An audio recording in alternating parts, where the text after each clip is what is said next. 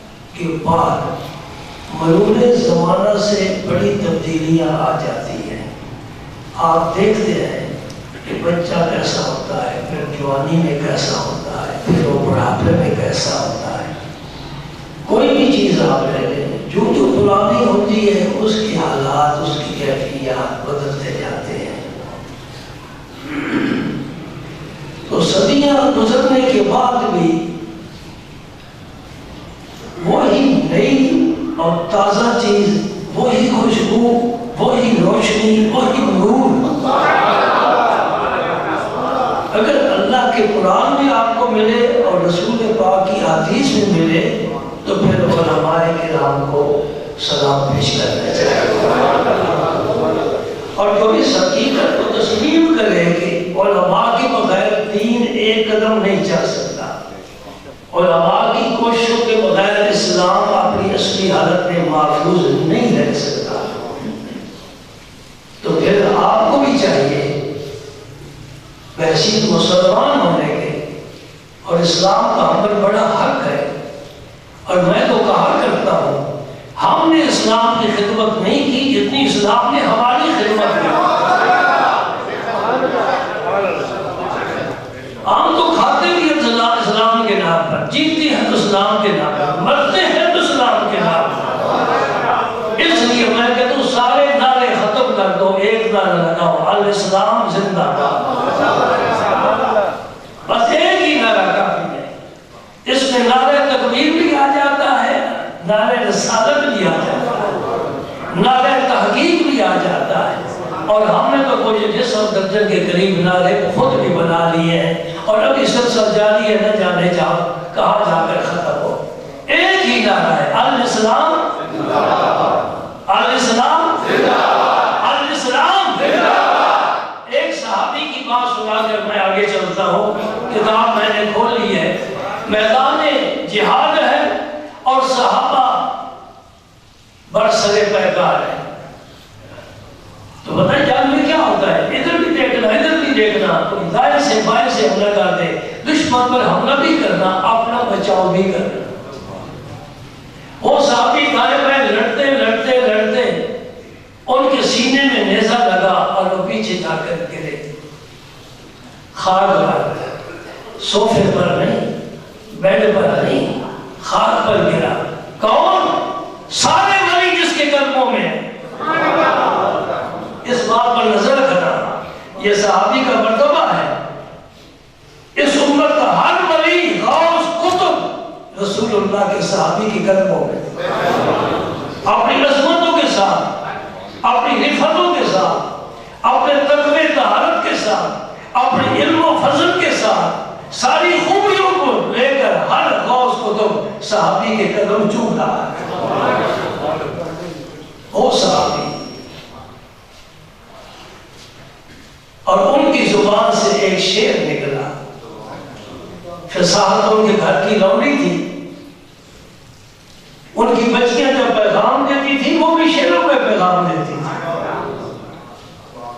اس لیے رب نے قرآن ایسی فصاحت و بلاغت والی کتاب نازل فرمائی کہ ان کی فصاحتوں کے ستارے اس کے سورج کی روشنی میں گم ہو کر رہا ہے۔ لستو والی، میں آپ کو شعر سنا رہا ہوں، لستو والی ہی نہ اتکل مسلمن علی ای جمع کان فی اللہ مسرعی، اللہ اکبر۔ وہ صحابی کیا کہہ رہے ہیں؟ کہتے میں اگر خاک پر گر رہا ہوں،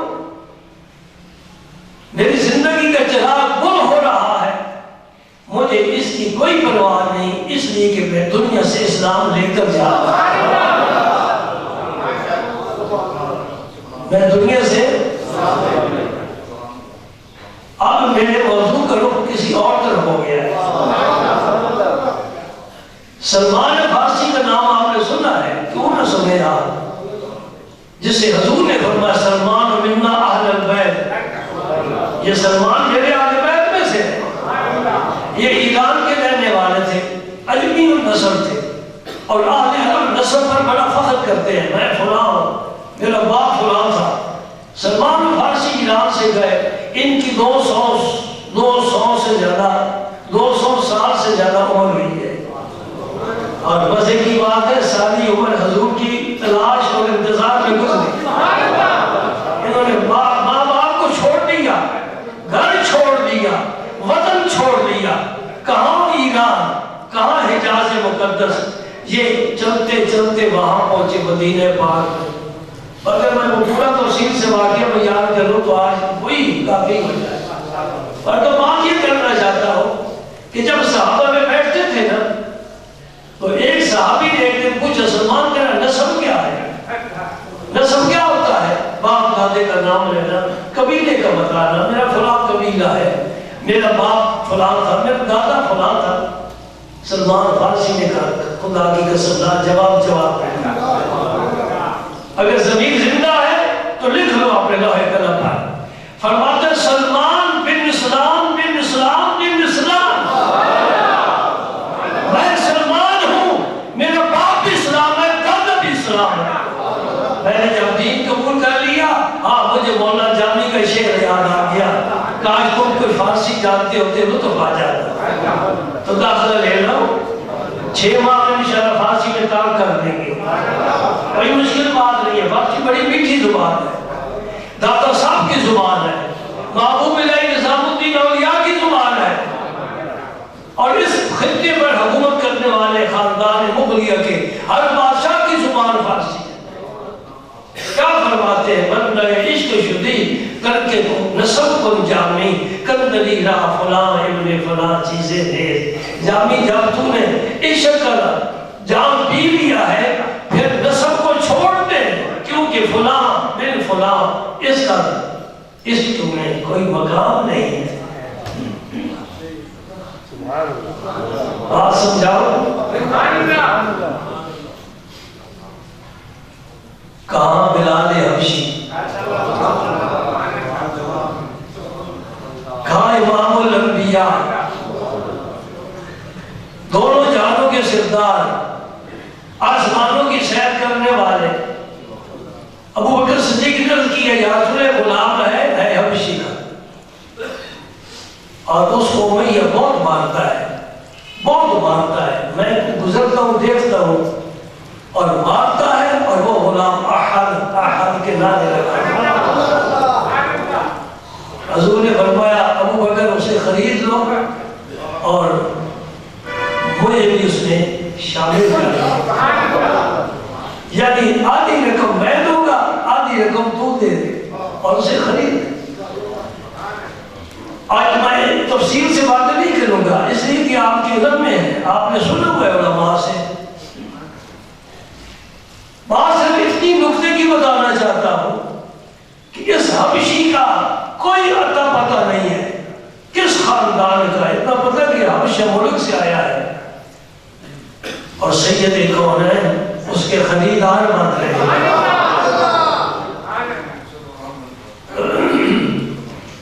دوستو آج ذہن میں یہ بات بیٹھا ہو کہ ہمارا تشخص، ہمارا تعارف فقط اسلام کے ساتھ. یورپ، امریکہ، یہ جتنے ہمارے دشمن ہیں وہ اس وجہ سے نہیں ہے کہ یہ کاروبار کرتے ہیں، یہ ملازمت کرتے ہیں. وہ دشمن ہمارے صرف اسلام کی وجہ سے، اور وہ ہمارے اندر سے اسلام کی روح نکال رہے ہیں آہستہ آہستہ. ہم دیکھ رہے 50% رہ گئی ہے روح، اور بہت جلدی وہ بھی ختم ہو جائے گی. اس لیے اب تیزی سے سفر جاری ہے. مجھے عشق کی آگ رنگ دے رہا ہے، مسلمان نہیں راکھ کا ڈھیر ہے. بات سمجھ گیا نہیں سمجھے؟ اگر عشق کی آگ بجھ گئی نا تو پھر یہ مسلمان نہیں ہے، یہ مشت خاک ہے بس. اس میں اور انڈیا کے ہندو میں کوئی فرق نہیں ہے، فرق ہے تو اسلام کی وجہ سے. نبی کریم صلی اللہ علیہ وآلہ وسلم نے جو ارشادات فرمائے ان میں سے ایک ارشاد گرامی آپ سنیے. حدیث کے راوی ہیں حضرت ابو الدرداء، اور یہ ابو داؤد شریف کی حدیث ہے. فرماتے ہیں کہ رسول کریم صلی اللہ علیہ وسلم نے فرمایا الا انبئکم بخیر اعمالکم، کیا تمہیں میں سب سے بہترین عمل سے آگاہ نہ کروں؟ کیا بات ہے! یہ نعمت نبی کی جناب سے ملتی ہے. ہم اپنے سوچ سے کسی عمل کے بارے میں یہ نہیں کہہ سکتے یہ بہترین عمل ہے. اللہ کا نبی جب فرما دے وہ بہترین عمل ہے. وَأَذْكَاهَا عِنْدَ مَلِيكِكُمْ، ملیک کا لفظ سمجھ لو، اس کا معنی مالک. تمہارے مالک کے نزدیک یہ سب سے پاکیزہ عمل ہے. تو قرآن پاک میں استعمال ہوئے. مالک یوم الدین یہ سورہ فاتحہ میں ہے، اور آخری سورت میں قل اعوذ برب الناس مالک الناس. یہاں الف نہیں ہے، مالک میں الف ہے، مالک الناس میں زبر میم پر نام کے نیچے زیر الف نہیں ہے. تو معنی دونوں کا ایک ہے، اور معنی نہ بدلے تو نماز فاسد نہیں ہوتی. لہذا مالک یوم الدین کی بجائے اگر کوئی مالک یوم الدین پڑھ لے تو قاری صاحب بتائیں گے اس کی بھی نماز ٹھیک ہے. اور تیسرا لفظ ہے ملیک. ملیک کا بھی یہی معنی ہے. مالک، مالک کون ہے؟ کوئی نہیں پتا؟ جی بولو نا. میں اس لفظ پر تھوڑی بات کرنا چاہتا ہوں. مالک کون ہے؟ کیوں؟ یہ ساری کائنات صرف اس نے پیدا فرمایا، اس میں کوئی شریک نہیں. وہ وحدہ لا شریک ہے. اس کائنات کے بنانے میں زمین و آسمان، چاند سورج ستارے، یہ ہوائیں، یہ فضائیں، یہ پہاڑ، یہ ذخیرے، یہ لہراتے کھیت، یہ مسکراتے پھول، یہ چٹکتیاں کلیاں، یہ آبشاریں، یہ سب کچھ کس کا ہے؟ انسان، جنات، ملائکہ، نبی، رسول، ساری کائنات کس کی ہے؟ اللہ کی ہے. اللہ کی ہے. پھر مالک کون ہوا؟ مالک یوم الدین کون ہوا؟ قیامت کے دن کا کون مالک ہے؟ اللہ. جس نے پیدا کیا، جس نے رزق دیا، جس نے ہماری زندگی کو سلامت اور قائم رکھا، مالک کون ہے؟ اللہ. توحید کا سبق پڑھا رہا ہوں، توحید کا سبق پڑھا رہا ہوں. مالک کون ہے؟ اللہ. میں نہیں کہتا، میرا رب کہتا ہے لہو ملک السماوات والارض. یہ نام ملکیت کا ہے. زمین و آسمان صرف اللہ کی ملکیت ہے. تیرا مکان ہو تو تختی اپنی لگا سکتا ہے، میرے نام کی نہیں. میں نہیں کہہ سکتا یہ مکان کا مالک میں ہوں، نہیں بھی یہ مالک ہے. پلاٹ تیرا ہے، تو مالک ہے. زمین رب نے تجھے دی ہے، تو مالک ہے. دوسرا وہاں کھیت نہیں اپنا کاج کر سکتا. مالک اللہ ہے. مالک کون ہے؟ اللہ ہے. کیا فرماتا ہے؟ وَلِلَّهِ خَزَائِنُ السَّمَاوَاتِ وَالْأَرْضِ. زمین و آسمان کے جتنے خزانے ہیں کس کے ہیں؟ اللہ کے. ٹھیک ہے. تو پھر یہ کہنا میں تو مالک ہی کہوں گا کہ وہ مالک کے عزیز. آپ کا کیا خیال ہے؟ ہم نے کسی اور کو مالک نہیں بنا دیا. پہلے کہنا مالک صرف اللہ ہے، اب کسی اور کو بھی مالک بنا رہے ہو. یہ شرک کا جو شرک کی جس میں آمیزش ہو، پانی والا دودھ ہی تم نہیں پسند کرتے. یہ الگ بات ہے کہ کیمیکل ملا کر تمہیں دودھ ملا دیا جائے، وہ الگ بات ہے. لیکن تم تو پانی والا بھی دودھ پسند کرتے. خالص دودھ، توحید خالص. میں اس بات کو پیش کر رہا ہوں کہ زمین و آسمان کا مالک صرف اللہ ہے اور کوئی نہیں. اس کائنات کا بنانے والا وہی ہے. اس نقش کو مٹانے کا بھی تو وہی مٹائے گا. اس میں حکم چلتا ہے تو صرف اللہ کا، قانون ہے تو صرف اللہ کا. ہم زمین میں بیج بوتے ہیں، اس بیج کو اس سے بہترین سی کمپن کون نکالتا ہے؟ اے مرغی کے پیٹ میں انڈا کون بناتا ہے؟ بھینس کے پیٹ میں دودھ کون بناتا ہے؟ اللہ. تیرے اندر ایمان کی روشنی کون لایا؟ اللہ. اللہ. دعا کرو اسی عقیدے پر ہمارا خاتمہ. ذہن میں بات رکھنا. وَأَرْفَعِهَا فِي دَرَجَاتِكُمْ. فرمایا تمہارے درجات میں سب سے جو بلند عمل ہے وہ میں تمہیں بتاتا ہوں. وَخَيْرٌ لَكُمْ مِنْ إِنْفَاقِ الذَّهَبِ وَالْفِضَّةِ. سونا چاندی اگر تم خرچ کر ڈالو نا تو اتنا تمہیں درجہ نہیں ملے گا جتنا اس عمل کا تمہیں درجہ ملے گا۔ ابھی حضور اس عمل کو بتا نہیں رہے، تمہیدن توجہ زیادہ دلا رہے ہیں۔ اور اس کے بعد آپ نے وہ خیر لکم من ان تلقوا عدوکم فتضربوا اعناقهم ویضربوا اعناقکم، اس سے بھی بہتر ہے کہ تم دشمن سے لڑائی کرو، وہ تمہاری گردنیں مارے، تم ان کی گردنیں مارو، یعنی جہاد سے بھی افضل ہے۔ آپ کو شوق پیدا ہوا اس عمل کو ہم سمجھیں جس کو نبی پاک نے اتنا افضل اور اہم فرما دیا، سبحان اللہ۔ قالوا بلا، صحابہ نے کہا یا رسول اللہ ضرور ارشاد فرمائیں، وہ تو بڑے حریص تھے اعمال صالحہ کی تلاش میں۔ آپ نے فرمایا ذکر اللہ،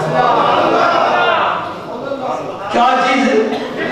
اللہ کا ذکر، اللہ کی یاد میں بندے کا رہنا، اور جو اللہ کی یاد میں رہتا ہے وہ اللہ کی نافرمانی نہیں کر سکتا، کبھی نہیں کرتا۔ اس لیے کہ بندہ جو بھی گناہ کرتا ہے وہ دروازے بند کر کے کوشش کرتا ہے کہ مجھے کوئی نہ دیکھے۔ ارے خدا کے بندے نے تیرا کچھ بگاڑنا نہیں، اگر وہ دیکھ لے تو جس نے تیری عاقبت کو بڑھانا ہے، سنوارنا ہے، بگاڑنا ہے، اس کے سامنے تو بندے آ ہی نہیں سکتے، وہ تو دلوں کے راز بھی جانتا ہے۔ تو معلوم ہوا کہ جتنے بھی اعمال اعلیٰ سے اعلیٰ ہیں، پاکیزہ سے پاکیزہ ہیں، خیر ہے، ان سے بہترین عمل کیا ہے؟ اللہ کا ذکر کرنا۔ یہ ذکر تو ہم کہتے رہتے ہیں، تو یہ بھی بات سمجھنے والی ہے۔ کوئی کہے جی کیسے ذکر کرنا ہے؟ میں کہتا ہوں تو گاڑی چلا رہے ہیں صرف سبحان اللہ ہی کہتا ہے، تیرے ہاتھ تو فارغ ہے، زبان پہ نہیں فارغ ہے، تو دکان پر بیٹھا ہے، کوئی بھی کہا کہ نہیں سبحان اللہ، ماشاءاللہ، الحمدللہ، اللہ اکبر، لا الہ الا اللہ، اللہ صلی اللہ محمد ہے، کتنے اللہ کے ذکر ہیں، سورہ اخلاص ہی پڑھتا رہے، اے چلتے ہو تو کچھ ذکر کرتے رہو۔ کسی گاڑی میں بس میں ویگن میں بیٹھ کے لاہور جانا ہے تو آپ کو 2-3 گھنٹے لگیں گے، آپ بالکل فارغ ہیں، اللہ کا ذکر کرتے چلے جاؤ، زبان کو آگے بناؤ۔ یہ کیوں خوش ہو گئی ہے؟ اس کو کر کرو، کس کے ساتھ؟ اللہ کے ذکر کے ساتھ۔ سبحان اللہ، سبحان اللہ۔ پرانے درویشوں کی بات میں آپ کو بتایا کرتا ہوں، یاد ہونی چاہیے۔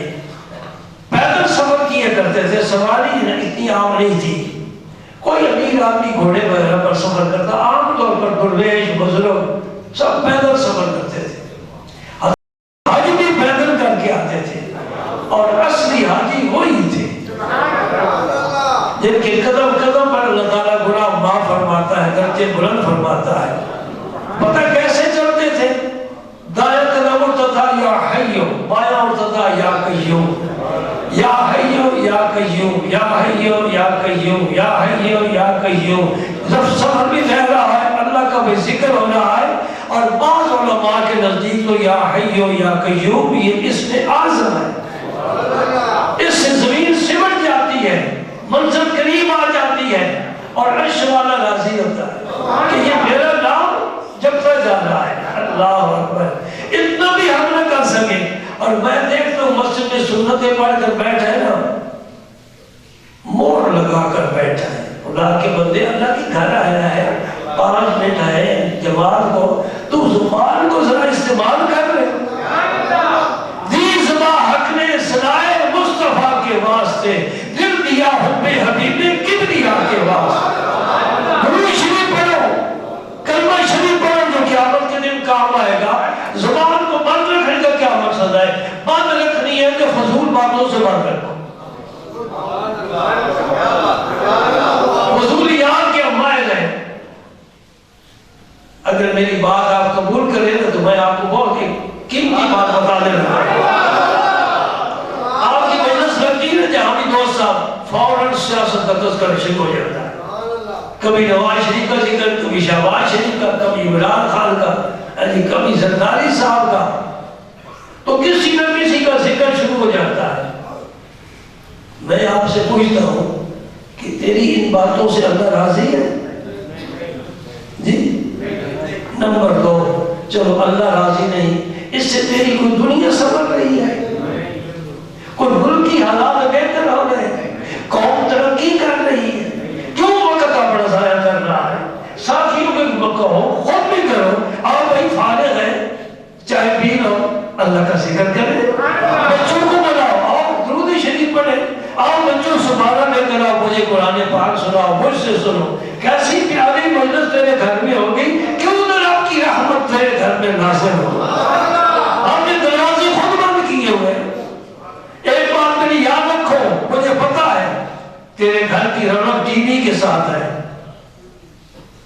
بیوی کے ساتھ بھی ہے، ٹی وی کے ساتھ بھی ہے، وزن ایک ہی ہے، اور ٹی وی کو ایک اور وزن پر لے جائے تو ٹی وی بھی بن جاتا ہے، وزن وہی ہے، ٹی وی ٹی وی بی بی۔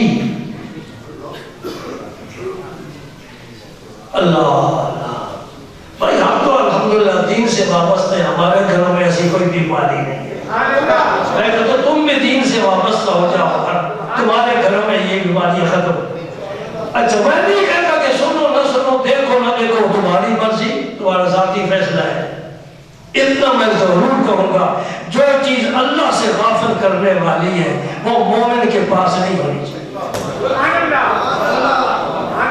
جو چیز اللہ سے غافل کرنے والی ہو وہ مومن کے گھر میں۔ پھر میں آپ کو سناتا ہوں حضرت خواجہ قطب الدین بختیار کاکی کا واقعہ، روح تازہ ہو جائے گی نا؟ یہ حدیث کی شرح میں، میں سب کچھ حدیث کی شرح میں بیان کر رہا ہوں۔ آپ کے خادم تھے، ان کا نام تھا رئیس، مالدار نہیں تھے، غلام تھے، نیاز مند تھے، خانہ بدوش تھے، خاک نشین سے، فاقہ مست تھے، نادار تھے، لیکن ایک بڑی صدقات کے ہاتھ میں ہاتھ کیا ہوا تھا، خواجہ قطب الدین بختیار کاکی۔ یہ دیکھو رب کی نعمتیں ہیں۔ خواجہ قطب صاحب پیر ہے، بابا فرید الدین مرید ہے، پیر کی عمر تھوڑی ہے، مرید کی عمر زیادہ ہے۔ خواجہ قطب الدین کی اپنی داڑھی مبارک نہیں آئی تھی، عام طور پر 16-17 سال کا بچہ ہو جائے داڑھی آتی ہے۔ اس سے پہلے خواجہ اجمیر نے انہیں خلافت اور باطنی نعمت دے کر دہلی کا حکمران بنا دیا۔ اتنی چھوٹی عمر میں رب نے اتنی استعداد عطا فرمائی تھی، اتنی صلاحیتیں تھی، اللہ پاک کا اتنا فضل تھا کہ ابھی عمر اتنی ہے کہ داڑھی مبارک نہیں آئی، اور دہلی میں اس وقت حکومت کرتا تھا شمس الدین التمش، وہ رات کو آپ کے قدم دبا کر پھر جا کر آرام کرتا تھا، یعنی وقت کا بادشاہ بھی آپ کا عقیدت مند تھا، کچھ تھا تو تھا بھی نا، تیرے میرے پیر تو کوئی نہیں دباتا۔ آپ کا یہ خادم تھا رئیس، اس نے خواب دیکھا، یہ واقعہ حضرت محبوب الہی بیان فرما رہے ہیں، میں کسی چھوٹی موٹی کتابوں کو کبھی ہاتھ نہیں لگاتا، اور یہ 200 سال میں جو کتابیں چھپی ہیں میں ان کو تو پڑھتا ہی نہیں، کیونکہ ان زمانے میں فتنے پیدا ہو گئے۔ میں پرانی کتابوں کے ساتھ ہمیشہ وابستہ رہتا ہوں، اور پرانے لوگوں سے، نئے لوگوں سے بھی نہیں، کیونکہ دین ہمارا پرانا ہے، وہ امین ہے، ان کے پاس اصلی ہر چیز ہے، جو کچھ ہے اصلی ہے، 2 نمبر کوئی چیز نہیں ہے۔ تو رئیس اسلامی نے خواب دیکھا کہ کافی مجمع ہے، بڑے لوگ جمع ہیں، اور دور ایک خیمہ لگا ہوا ہے، ایک درمیانے قد کے صاحب ہیں جو خیمے میں آتے ہیں، پھر لوگوں کے پاس آتے ہیں، پھر خیمے میں جاتے ہیں، پھر لوگوں کے پاس آتے ہیں۔ انہوں نے دلچسپی نہیں پوچھا کہ یہ کیسا معاملہ ہے، تو لوگوں نے بتایا کہ اس خیمے میں حضور سید عالم رحمت عالم تشریف فرما ہے، اور لوگ اپنی درخواستیں التجائیں لے کر حاضر ہیں، اور یہ جو آج آ رہے ہیں یہ حضور کے صحابی عبداللہ ابن مسعود ہیں رضی اللہ تعالی عنہ۔ حضور نے عبداللہ سے سیکھے. بڑے جلیل القدر صحابی ہیں. کر درمیانہ تھا، بلکہ حضرت عمر بیٹھے ہوتے تھے نا اور یہ ساتھ کھڑے ہوتے تو سر برابر تھا. لیکن حضور نے جو انہیں تحفہ دیا نا، فرمایا یہ علم کا تھیلا ہے. یہ علم کا اسی اپنی زبان کہتے ہیں ایک گٹو ہے، علم کا گٹو ہے. اور چونکہ چھوٹے قد تھی اور چھوٹے قد والے کو کوتا کہتے ہیں، بڑے قد والے کو بالا کہتے ہیں. میں قربان جاؤں محبوب الہی پر جن کی زبان میں رب نے اتنی مٹھاس رکھی ہے. وہ جب ان کا ذکر فرماتے ہیں عبداللہ بن مسعود کا تو فرماتے ہیں کوتا بالا. کوتا، یہ دونوں لفظ ایک پر تو نہیں آ سکتے نا. ہمارا کیا ہے؟ یعنی بظاہر قد کے لحاظ سے چھوٹے تھے اور حقیقت میں بہت بلند تھے. یہ بعض لوگوں کی باتیں ہیں. بچے کو حضور محبوب الہی بلاتے تھے نا تو بیٹا نہیں بابا کر کے بلاتے تھے. حالانکہ وہ تو بابا نہیں ہے. اس میں دعا ہے کہ خدا کرے تو بابا بن کر دنیا سے جائے، تیری عمر دراز ہو. یہ سیکھا کرو باتیں لوگوں سے نا. دکان کھلی ہے اور مفت سودا ملتا ہے. ہم تو مائل بکرم ہے، کوئی سائل نہیں. وقت کھلائے کسے رب میں بدلنی نہیں. ساری دنیا کے پیچھے دوڑنے لگ گئے. کوئی خیر کی طرف بھی آؤ، اللہ رسول کی طرف بھی آؤ، کچھ حاصل کرو، دین حاصل کرو. کیا لے کر دنیا سے جا رہا ہے؟ قبر میں تو سے دین کے بارے میں پوچھا جائے گا.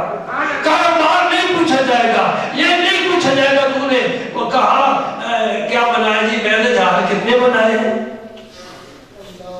تو نے کتنے تیرے سٹور چل رہے ہیں، کتنی محنتیں ملے.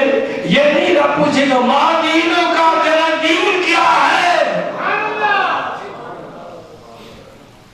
اچھا چلو خیر، نظام چل رہا ہے دنیا کا.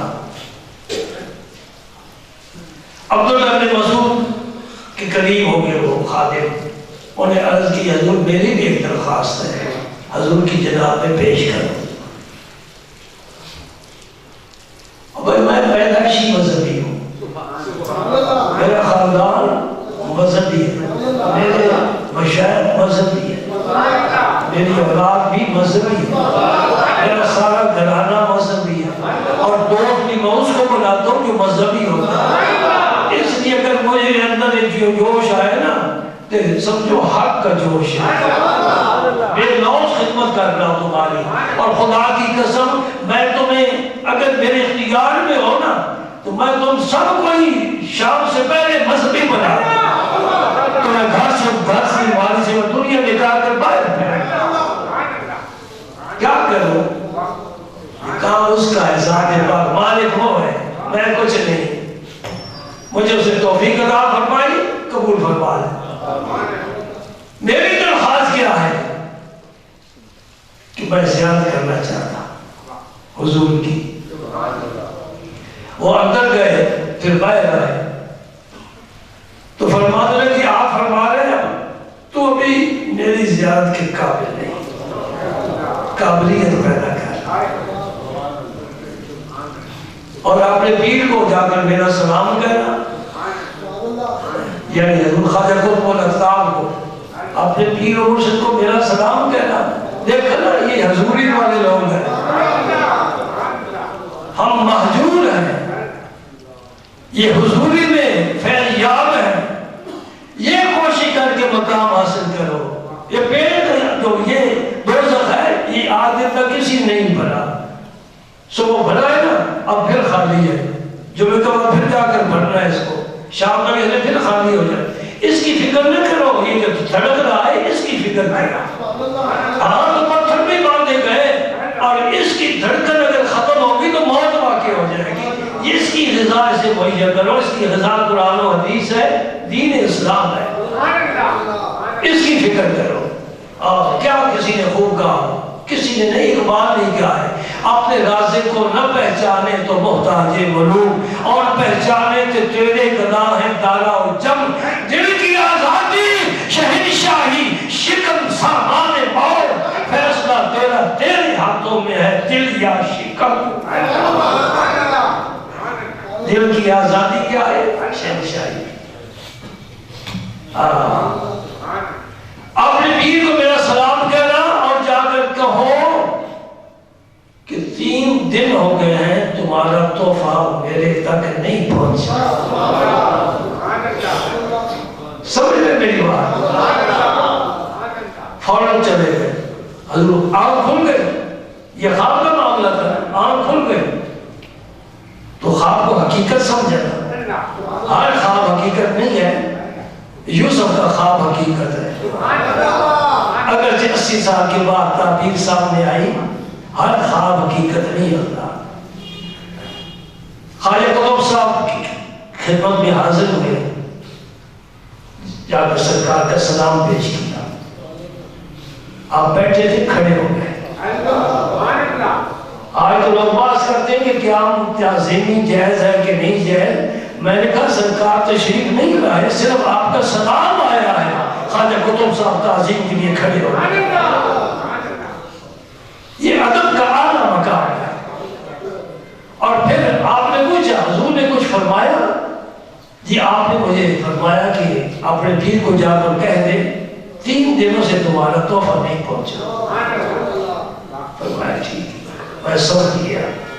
میں نے کیا نکاح، 3 دن ہوئے ہیں تو نکاح کیا ہے تو 3 دن میں وہ درود پاک جو روزانہ رات کو پڑھا کرتا تھا وہ نہیں پڑھ سکا۔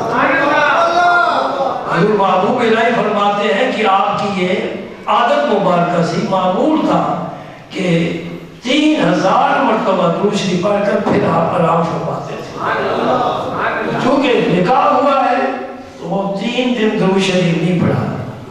یہ حضور نے فرمایا کہ تمہارا تحفہ نہیں پہنچا۔ پتہ چل گیا نا؟ تم درود پڑھو، پہنچتا ہے۔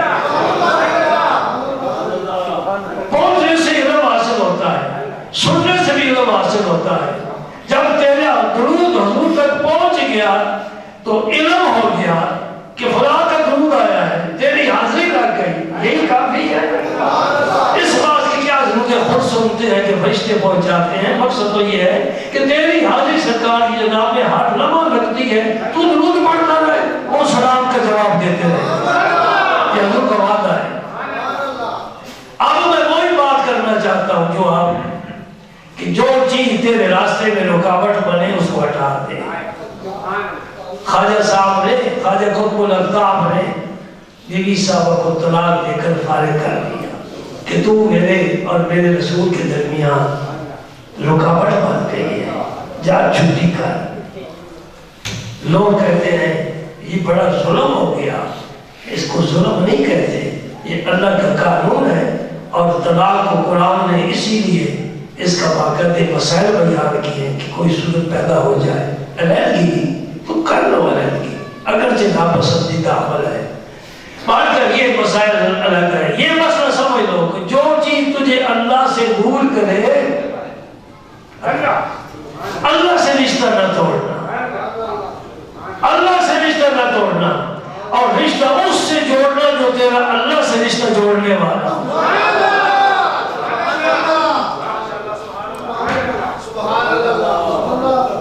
تو میں نے ذکر بھی عرض کر دیا، نماز سب سے بہترین ذکر ہے۔ فرصت ملے نوافل پڑھو، نفل پر نفل، نفل پر نفل، سلام پھرو نفل، سلام پھرو نفل شروع۔ فرصت ملے درود شریف پڑھو، یہ بہترین ذکر ہے۔ ایسی دعا ہے جس کے قبول ہونے کی گارنٹی ہے۔ کلمہ شریف کا ذکر کرو اور کم از کم صبح و شام 100 دفعہ کلمہ شریف ضرور پڑھنا چاہیے، کم از کم، اور 30 دفعہ سبحان اللہ، 30 دفعہ الحمدللہ، 34 دفعہ اللہ اکبر۔ اس کو تسبیح فاطمہ کہتے ہیں، یہ بھی ہر نماز کے بعد پڑھنی چاہیے۔ اور یہ جو 3 کلمات ہیں الگ الگ بھی، سبحان اللہ سبحان اللہ سبحان اللہ، اس کی پوری تسبیح، الحمدللہ الحمدللہ الحمدللہ، اس کی پوری تسبیح، اللہ اکبر اللہ اکبر اللہ اکبر، اس کی پوری تسبیح۔ یہ سارے اذکار ہیں۔ یہ جو بیعت کی جاتی ہے صرف ذکر کے طریقے سیکھنے کے لیے، ذکر کے طریقے سیکھنے کے لیے اور توبہ کرنے کے لیے گناہوں سے۔ ہاتھ میں ہاتھ دیا جاتا ہے کہ میں تیرے ساتھ عہد کرتا ہوں، تو اللہ کا مقبول ہے، میں آج کے بعد اپنے رب کی نافرمانی نہیں کروں گا اور تمہاری ہر بات میں قبول کروں گا۔ اگر آپ قرآن پاک کا مطالعہ کریں تو اللہ تعالیٰ نے عورتوں کی بیعت لینے کا حضور کو حکم دیا ہے کہ اگر عورتیں آپ کے پاس آئیں بیعت کرنے کے لیے، عورت کا ہاتھ نہیں پکڑا جاتا، ہمارا مشائخ کپڑا بچھا کر تو بیعت لیتے ہیں، ہاتھ میں ہاتھ رسول اللہ نے بھی نہیں لیا، نامحرم کا ہاتھ، اللہ کے حضور کا کوئی نامحرم نہیں ہے۔ اس کے باوجود ہے پیروں کے لیے اگر حضور ہاتھ میں ہاتھ لیتے ہیں، سارے مشتٹے پیر ہاتھوں میں ہاتھ لیے پھرتے ہیں، بھکے پینے والے، نشہ کرنے والے۔ میں ان پیروں کے خلاف جب بھی بات کرتا ہوں، یہ بے دین پیر ہے، خدا کی قسم یہ راہ زن نہیں، راہ برا ہے، یہ کیا لٹیرے ہیں، ان سے بچو۔ اس پیر کو پیر سمجھو جس کی پیشانی اللہ کے حضور چھوڑتی ہے، جس کی آنکھیں اللہ کی یاد میں، رسول اللہ کی عشق و محبت میں آنسو بہاتی ہیں، جن کی زبان پر ہر وقت درود پاک کا نذرانہ ہو، جو تیرے ساتھ بات کرے تو آخرت کی، قرآن و حدیث کی، اللہ کے رسول کی بات کرے، وہ پیر ہے، ورنہ باقی سب پیر ہے۔ کوئی جگر کی، کوئی کلیجے کی، کوئی دل کی، اللہ تعالیٰ بچائے۔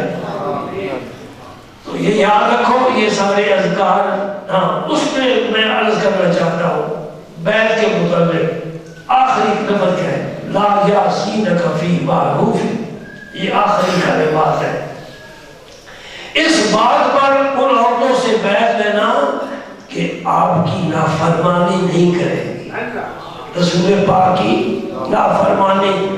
تو ہمارا پیر جو ہے یہ رسول پاک کا نائب ہے، اب رسول پاک کو تو پہنچ نہیں سکتے، اس کے نائب ان کا ہاتھ ان کے نائب، ان کا ہاتھ ان کے نائب میں۔ یہ تیرے پاس 35-36 واسطوں کے بعد جو ہاتھ آیا ہے، اسی کو مضبوط پکڑ لے، گویا تو نے رسول اللہ کا ہاتھ پکڑ لیا۔